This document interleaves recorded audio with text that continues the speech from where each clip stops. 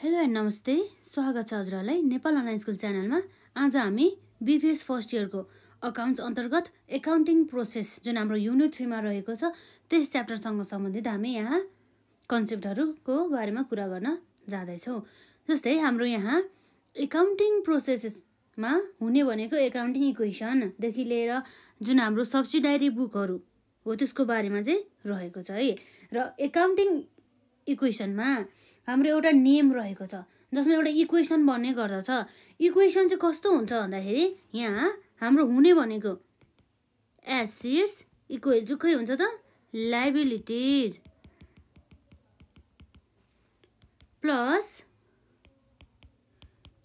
Stock holders equity, stock होल्डर्सहरूको equity. र हाम्रो यहाँ एसेट्स भनेको के हो त व्यवसायमा रहेको सम्पत्ति जसमा हाम्रो के पर्ने गर्दछ त फिक्स एसेट्स प्लस करेन्ट एसेट्सहरू पर्ने गर्दछ। यहाँ फिक्स एसेट्समा हाम्रो हुने भनेको के हो त यो भनेको एउटा भ्यालु अफ द एसेट्स हो है। भ्यालु अफ एसेट्स व्यवसायमा रहेको सम्पत्तिको भ्यालु। र यो जुन भ्यालु छ त्यो भ्यालुमा अब हाम्रो यहाँ एकाउन्टिङ इक्वेसन अन्तर्गत हाम्रो यहाँ के छ त रुल रहेको छ।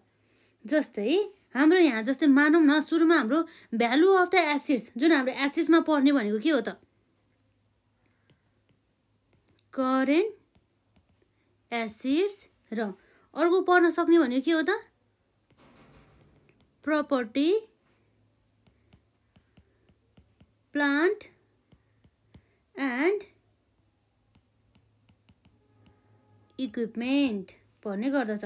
र हामीले यदि केही इन्भेस्टमेन्टहरू अर्थात् लगानीहरू गरेका छौँ भनेदेखि है इन्भेस्टमेन्ट्सहरू पर्ने गर्दछ।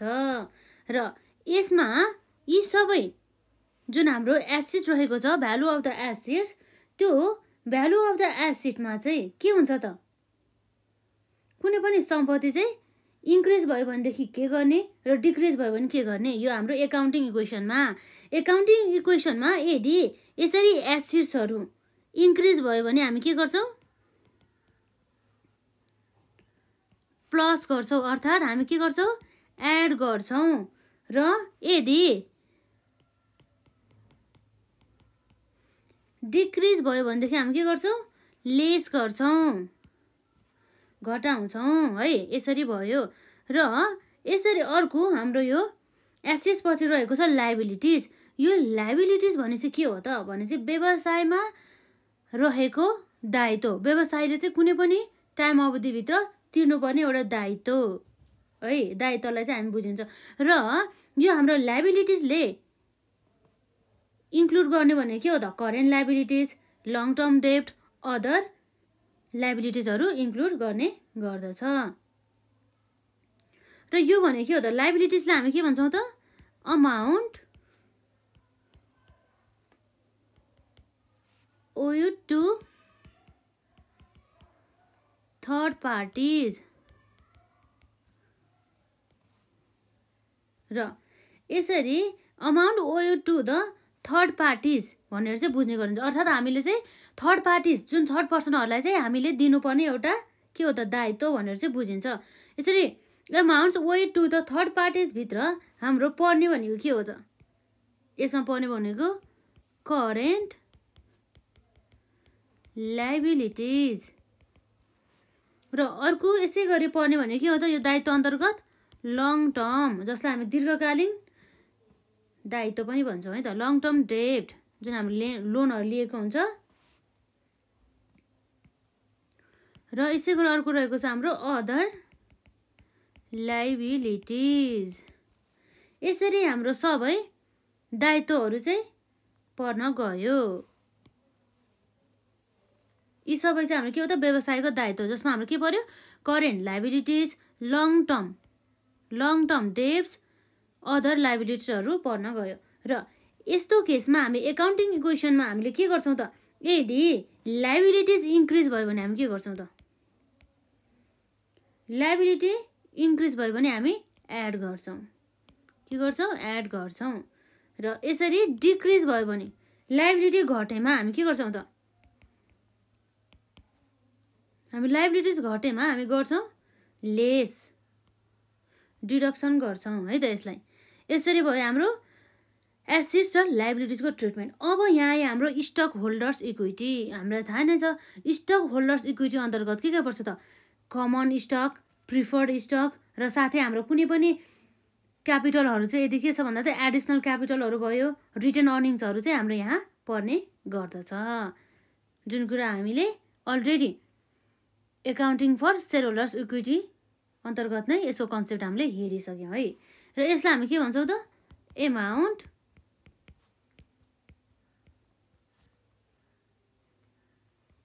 Owned by stockholders. कसले त अमाउन्ट ओन्ड बाई त स्टक होल्डर्सहरूले चाहिँ ओन गरेको र जुन यो भित्र हाम्रो पर्ने के गर्छ त नर्मली यहाँ रहेको छ पर्ने भनेको चाहिँ कन्ट्रिब्युटेड क्यापिटल र अर्को के हुन जान्छ त्यसमा रिटेन्ड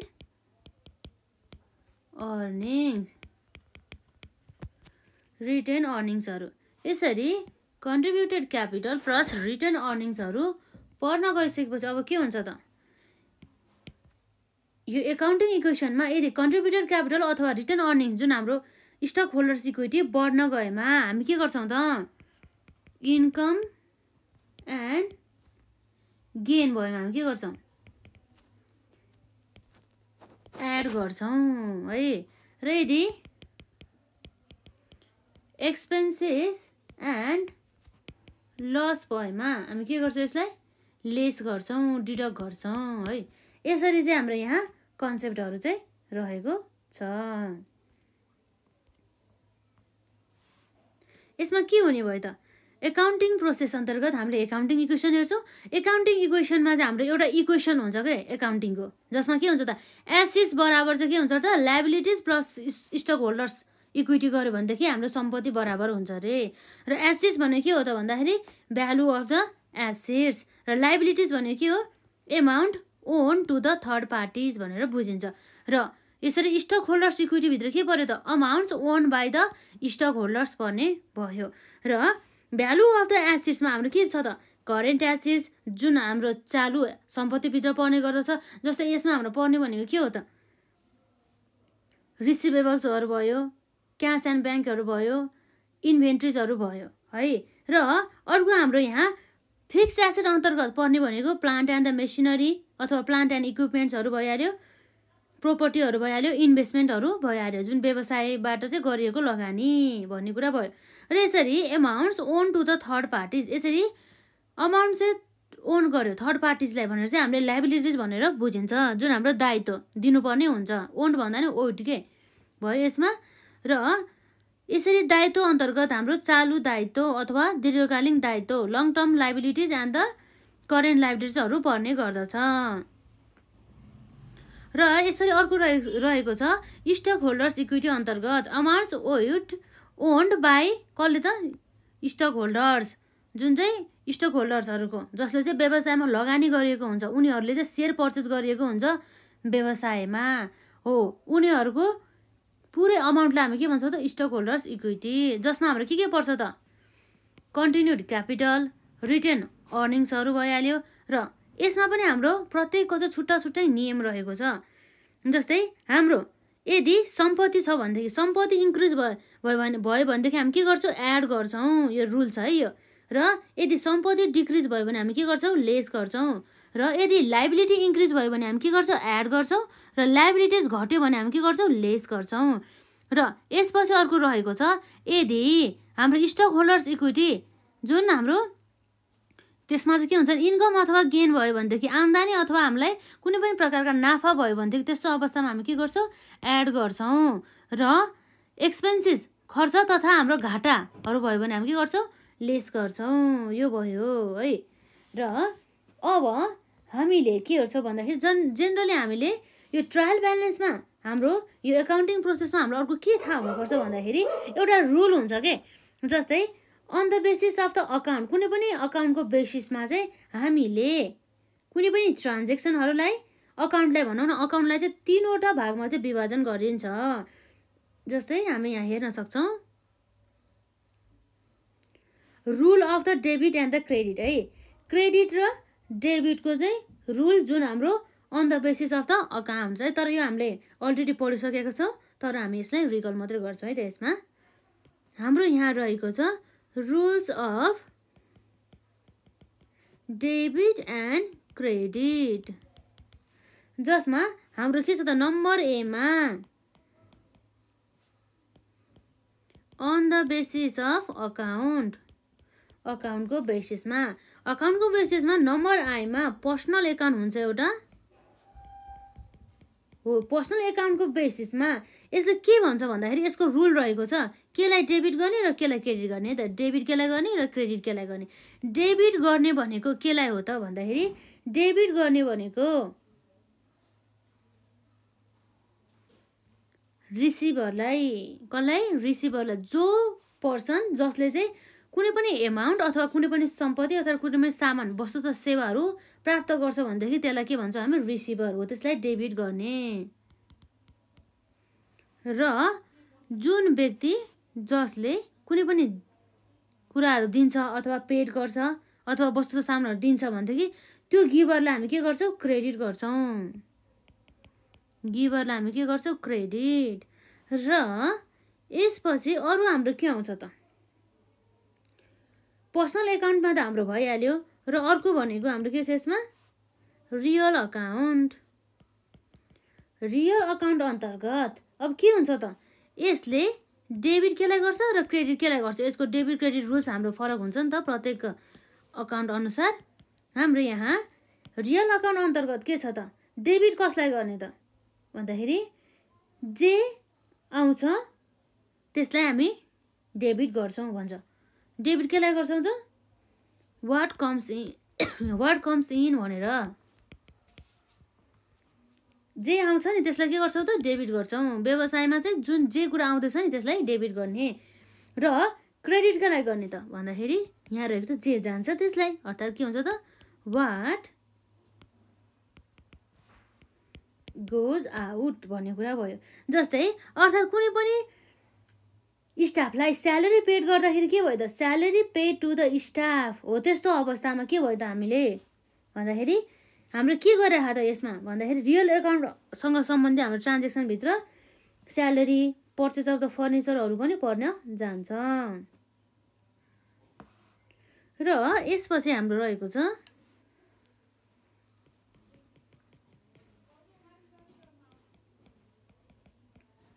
नोमिनल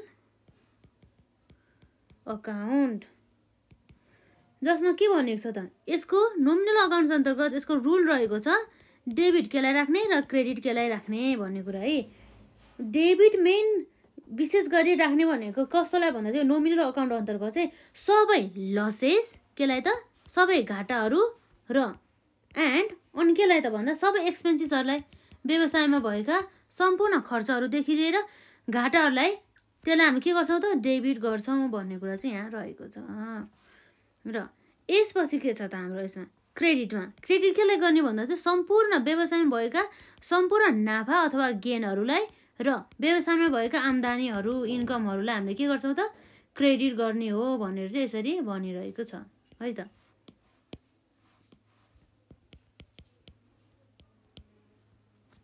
यसरी भयो नर्मल रुल है त। र हामीले यस च्याप्टरमा अरू पढ्नुपर्ने कुरा हो के हो भन्दाखेरि हाम्रो यहाँ पर्चेज बुकहरू भयो र सब्सिडारी बुकहरू हुन्छ नि, त्यसमा purchase book, purchase return book, purchase एकाउन्टहरू सम्पूर्ण कुराहरू चाहिँ हामी पढ्छौँ। जस्तै हाम्रो अब के हुन्छ त? डेबिट रुल पनि अब on the basis of the account त सक्यो। अब अर्को बेसिसमा हुन जान्छ यहाँ on the basis of accounting equation अनुसार, accounting equation अनुसार के हुन्छ त? अथवा यसलाई के भन्छ? or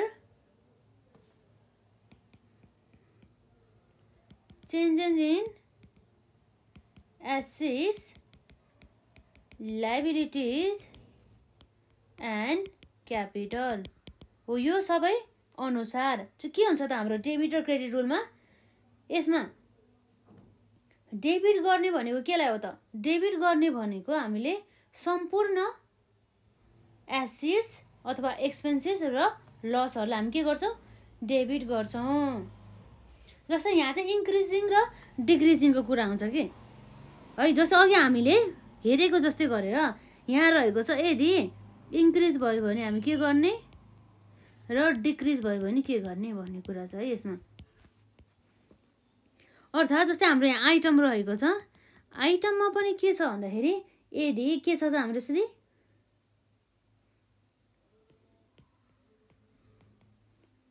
एसेट्स सम्पत्ति अथवा एक्सपेन्सेस अथवा लसेसहरू चाहिँ इन्क्रिज भयो भने के गर्ने? डेबिट गर्ने र डिक्रिज भयो भने के गर्ने? क्रेडिट गर्ने। र अर्को रहेको छ हाम्रो लाइबिलिटिज इन्कम गेन अथवा क्यापिटल पनि है। यदि इन्क्रिज भयो भने हामी के गर्छौँ? क्रेडिट गर्छौँ र डिक्रिज भयो भने हामी के गर्छौँ? डेबिट गर्छौँ। यसलाई चाहिँ हामीले कहिले पनि बिर्सिनु भएन, एकदमै इम्पोर्टेन्ट छ है। हामीलाई यति कुराको बेसिसमा हामीले एकाउन्टिङ इक्वेसनको पुरा क्वेसन हामी सल्भ गर्न सक्छौँ र हामीलाई एक्जामको लागि पनि यो एकदमै इम्पोर्टेन्ट क्वेसन रहेको छ यो। अब हामीले यसैको बेसिसमा यदि एसेट्स अथवा एक्सपेन्सेस अर लसेस इन्क्रिज भएमा हामी के गर्छौँ? डेबिट गर्छौँ र डिक्रिज भएमा के गर्छौँ? क्रेडिट गर्छौँ। र लाइबिलिटिज अथवा इन्कम अथवा गेन अर्थात् क्यापिटल इन्क्रिज भएमा क्रेडिट गर्छौँ र डिक्रिज भएमा के गर्छौँ? हामी डेबिट गर्छौँ। यसरी भन्ने गर्दछ। अथवा अब हाम्रो यो ट्रायल ब्यालेन्समा विशेष गरी गर्ने भनेको पनि के हो भन्दाखेरि जुन हाम्रो ट्रायल ब्यालेन्स रहेको हुन्छ, सन्तुलन परीक्षण भनिन्छ जसलाई। ट्रायल ब्यालेन्समा हाम्रो के हुन्छ त? एसेट्स एक्सपेन्सेस अर लसेसहरूलाई हामी के गर्छौँ त? डेबिट गर्छौँ र हामीले क्यापिटल लाइबिलिटी अथवा रेभिन्यू और हाम्रो के हो त्यो? इन्कम एन्ड गेनहरूलाई हामी के गर्छौँ त? यी सबै कुराहरूलाई हामी क्रेडिट गर्छौँ। यो भयो। यसरी हाम्रो आउँछ ट्रायल ब्यालेन्स। यो भनेको हाम्रो सम्पूर्ण नियमहरू हो जसमा चाहिँ हामीले यो कुराहरू चाहिँ ध्यान दिनुपर्ने हुन्छ। र एकपल्ट हामी हेरौँ जुन हाम्रो यहाँ rule of the debit and the credit रहेको छ on the basis of the account, अकाउन्टको बेसिसमा। यदि पर्सनल एकाउन्ट हो भने त के गर्छौँ त? डेबिट गर्छौँ रिसिभरलाई र क्रेडिट गर्छौँ गिभरलाई। र यदि रियल अकाउन्टमा हामी के गर्छौँ त? डेबिट केलाई गर्छौँ त? डेबिट गर्ने भनेको वाट कम्स इन, जे आउँछ त्यसलाई नै हामी के गर्छौँ त? डेबिट गर्छौँ है। र यसपछि अर्को हाम्रो के हुन जान्छ त? जे जान्छ त्यसलाई हामी क्रेडिट गर्छौँ। वाट गोज आउट त्यसलाई हामी क्रेडिट गर्छौँ। र यसपछि अब हाम्रो के हुन्छ त? नोमिनल अकाउन्ट अन्तर्गत हाम्रो के हुन्छ त? केलाई डेबिट गर्छौँ त? लस एन्ड द एक्सपेन्सेसहरूलाई। र हामी क्रेडिट केलाई गर्छौँ त? गेन एन्ड द इन्कमहरूलाई है। र यसपछि हाम्रो रहेको छ debit and the credit rule on the basis of the accounting equation or the change in the assets liabilities and the capital है। यसमा हाम्रो यदि हाम्रो आइटममा अन्तर्गत रहेको छ एसेट्स अथवा expenses or the losses increase भयो भने हामी के गर्छौँ? डेबिट साइडमा राख्छौँ। र डिक्रिज भयो भने हामी के गर्छौँ? क्रेडिट साइडमा राख्छौँ। र यदि लाइबिलिटिज अथवा इन्कम अथवा गेन अर द क्यापिटल यदि इन्क्रिज भयो भने हामी के गर्छौँ? क्रेडिट साइडमा राख्छौँ। र डिक्रिज भयो भने डेबिट साइडमा राख्छौँ है त। र ट्रायल ब्यालेन्स अर्थात् सन्तुलन परीक्षणमा हामीले गर्ने भनेको के हो त? यसमा हामीले जेनरली गर्ने भनेको एसेट्स अथवा एक्सपेन्सेस अर लसेसलाई हामी डेबिट साइडमा राख्छौँ र capital liability or the revenue or the income and the गेनलाई हामी क्रेडिट साइडमा राख्छौँ। यसरी भनेको छ है ट्रायल ब्यालेन्समा। यस्तै इम्पोर्टेन्ट कन्सेप्टहरू रहेको छ। हामी आजलाई यति नै गर्छौँ र नेक्स्ट भिडियोमा चाहिँ हामी जस्तै यस च्याप्टरसँग सम्बन्धित हाम्रो न्यू जुन हाम्रो थ्योरिटिकल क्वेसनहरू हुन्छ जस्तै सब्सिडायरी बुकको डेफिनेसन भयो, यसको टाइपहरू भयो, अनि क्रेडिट नोट डेबिट नोटहरूको बारेमा र difference between trade discount cash discount र जस्तै अब ट्रायल ब्यालेन्सको अब्जेक्टिभहरू के हो त्यस्तो कुराहरू चाहिँ हामी गर्छौँ र त्यसपछि हामी अकाउन्टिङ इक्वेसनको जुन हाम्रो न्युमेरिकल पोर्सन छ त्यसलाई कभर गर्छौँ र साथै हामी यो सब्सिडारी बुक जुन हाम्रो sub division of the general entry जसमा हाम्रो पर्चेज बुकहरू पर्चेज एकाउन्ट बुकहरू पर्चेज रिटर्न बुकहरू त्यो चाहिँ कसरी बनाउने भनेर चाहिँ हामी त्यसको कन्सेप्टका साथसाथै न्युमेरिकल पोर्सनहरू पनि हामी कभर गर्छौँ र आजलाई चाहिँ यति नै।